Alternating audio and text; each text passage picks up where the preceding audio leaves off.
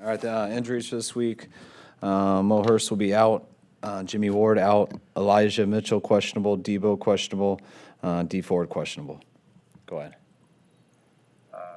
What about Jeff Wilson? A little surprised to hear John this morning say that he had a chance to be up for this game. Is that still Yes, a yes, he possibility? does. Kittle and Gold probably activated tomorrow. Yeah, Kittle will be up. It will be up. And Robbie. Yep.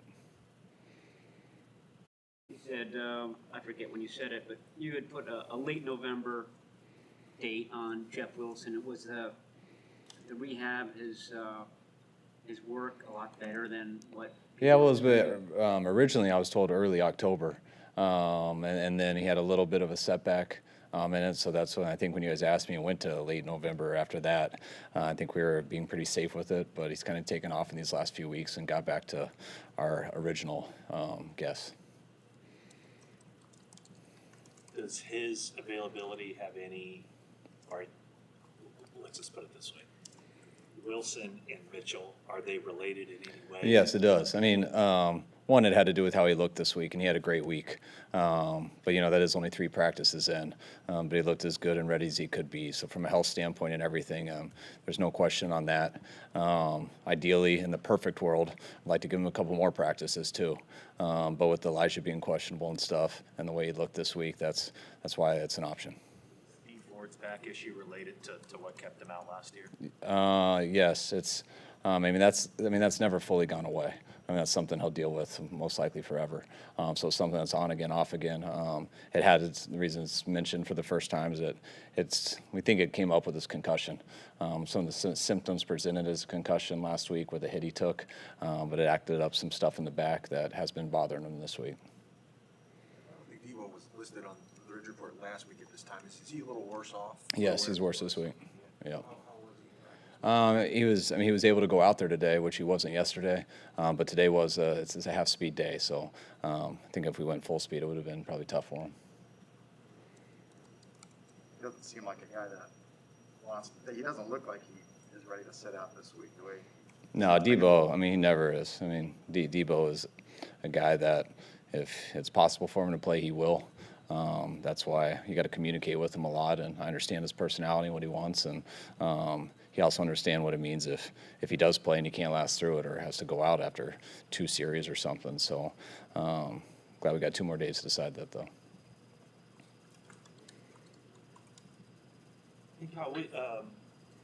Our eye test tells us that Trent Williams is really good, and there are certain metrics that people who grade film say that he's good, very good. Well, what can you tell us? Like, how do you judge an offensive lineman, and is there anything you can kind of put into perspective or give us some context on what kind of year that Trent Williams is having? Yeah, I think he's been great so far. I thought he was great last year.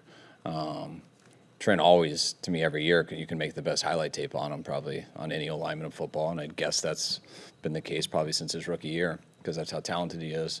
But his consistency this year, he's had very few bad plays, which that takes him to a complete whole another level. I've been fortunate where I've been.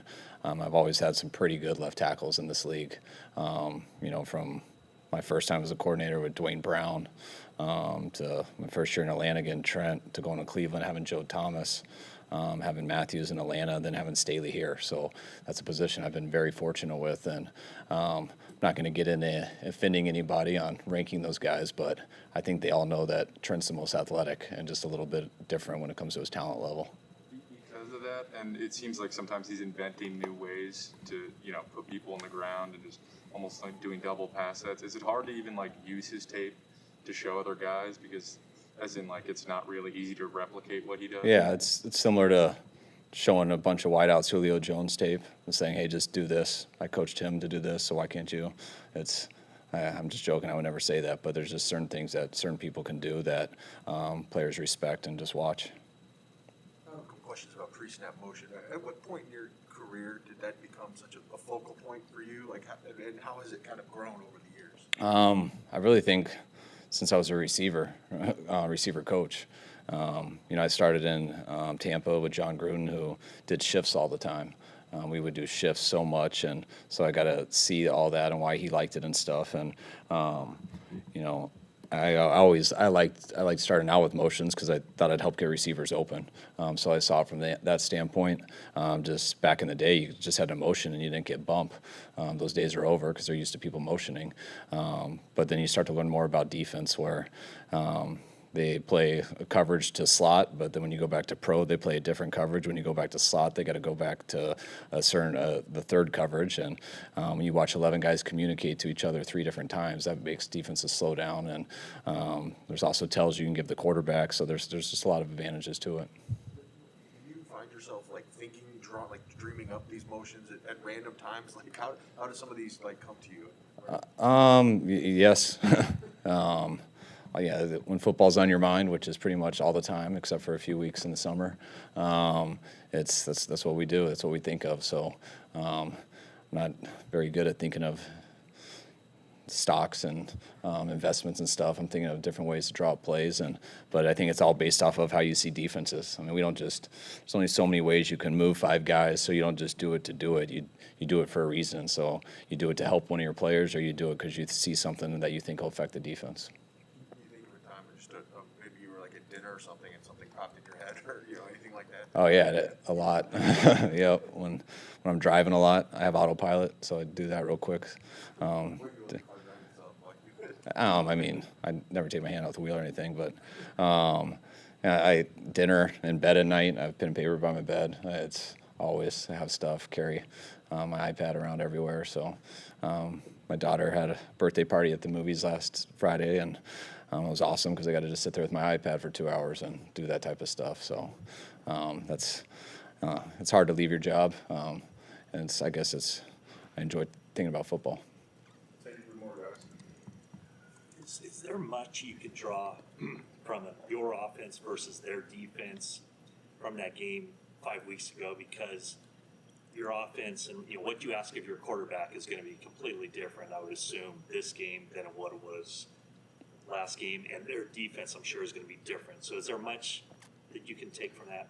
Yeah, I think you always can. I mean, it's the order of what they do and stuff is different, but it's not like they do something you've never seen. I mean, they do as much as anyone in this league, and they're doing an unbelievable job at it. I think their defense is ranked 3rd, and I believe they're underrated. I mean, they're one of the they're playing at as high of level as anyone in this league right now, especially on 3rd down. But they throw so much at you, and you go. I mean, we've played them a number of years in a row, and especially with Vance from 19 to 20 to 21. And if you look at percentages of everything in all those years, they all contradict each other. Everything's different. So whether we had a different quarterback playing or it was a different year, every time you play the Cardinals, you don't know what you're going to get. So you got to be ready for everything and let the game unfold. It contradicts. I'm talking about just fronts, coverages, blitzes. It's not like, hey, you just get these when Jimmy's in, and then we got all of these when Trey was in.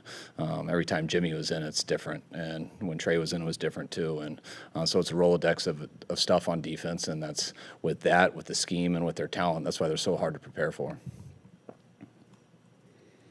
What would your interest level in Odell Beckham be? Has he been let go yet? Because I'm not allowed to talk about him if he hasn't. Trying to set me up, get me in trouble. I saw the announcement about the Browns. Yeah, everyone's big fans. The only one who's not. Did you get a chance to watch any of the Jets game last night? Just seeing Josh Johnson. I know you talked last year about you guys wanted to give him a chance to play. Yeah. Did you get to see that last night? I saw the end of it. I saw the score on. I thought it was pretty out of hand. We were sitting here doing some stuff, and then I got away from it and thought it was going to be over, so I just flipped it on, and I saw the last drive. And so he must have done a hell of a job because they had a legit chance getting back in that game. I remember asking one of the coaches in the office in the 3rd quarter, I'm like, hey, should they take Wentz out? And they were like, hell yeah, they should. And I was like, that's not 41-17 with 2 minutes to go. That's what we did versus Detroit, and we almost lost. And I go, so you never know, but, that can never happen again. And then I turned it on later, and Josh I think he was going in to make it a 1-score game with like 2 minutes left. It was something like that, and I saw how frustrated he was when they got that. I think it was a pick. But no, Josh is a competitor. I was real happy for him, just that he got it and got the opportunity, that he gave him a chance to come back and win, and just watching him on how crushed he was on that turnover at the end just shows you the type of competitor he is. All right, guys. See you later.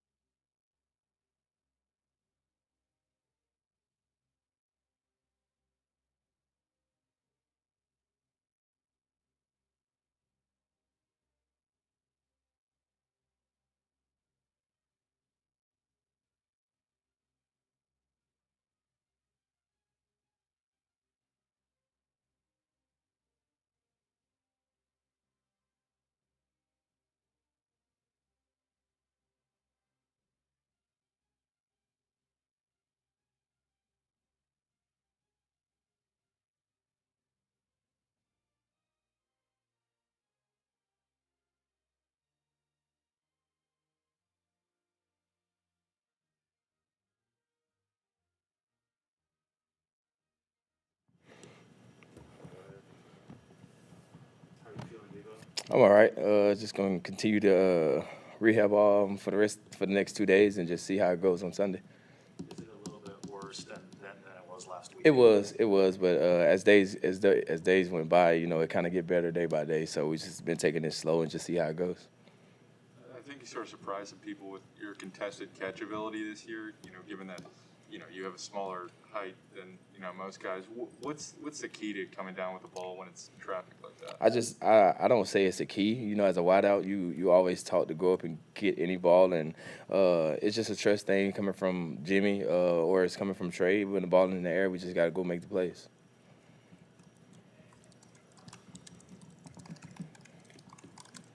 What do you do in a week to get better when you can't necessarily go out there and do all the reps in practice? I'm pretty sure y'all was out there, but just eating well, staying very hydrated, and just doing a lot of conditioning. If I was out there, I was battle roping, riding the bike, doing a lot of abs type stuff just to keep my conditioning up. But that was all the things I was doing this week. What about just the classroom work or film study, or do you? Oh, of course, break that up a little bit? I mean, when you're away from here, nobody knows what you're doing, but you got to stay in the books. So you got to be in it even harder because all week long you're not hearing the quarterback call the plays in the huddle. So you just got to be locked in. And we had chances like a couple days this week to kind of get in the huddle, just me and the quarterback, and just go over the plays and just hear how it sounds. And then, having just faced them a month ago, does that make it easier to get ready for them? Like, what did you learn about Arizona studying for them the first time and then playing against them? They haven't changed.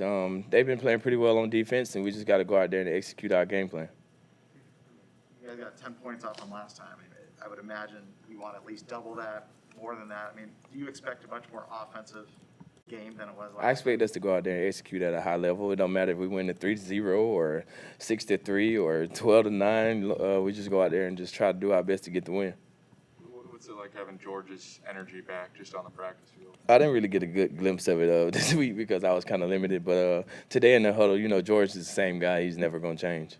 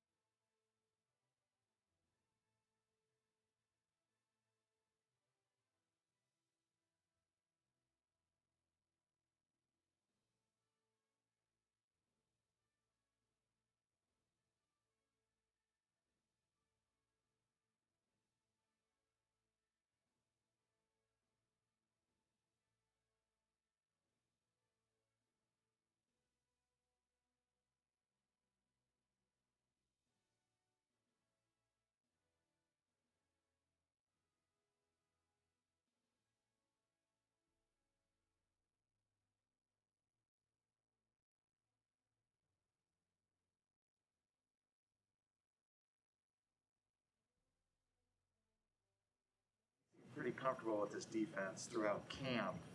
Does it feel like now that you're right back in that position that Most definitely. Always, whenever you're on the team and you're a part of the team, you want to prepare as best you can to be ready for your opportunity. And I've been in this league long enough to know it's a long season and you got to be ready for those opportunities that come.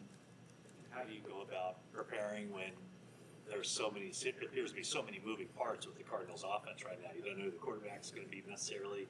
You don't know the receivers, who's going to be out there a lot. So how do you go about that? I think you prepare for the guys that's normally been out there. If those guys, if everything we get coming out of it, that those guys, be a game time decision. So we prepare for those guys and we'll adjust as, the game go on.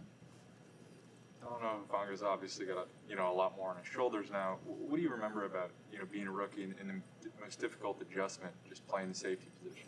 I think it's a difficult position, but I think he's come in and he's handled it well. He's a very smart kid, very tough kid, and he played big last week. The way he went into that football game and he played just like a starter. So it hasn't been too many moments that's been big for him. So I just try to be there for him and help him through those moments. But he's a hell of a football player. So when he's out there, he's playing big.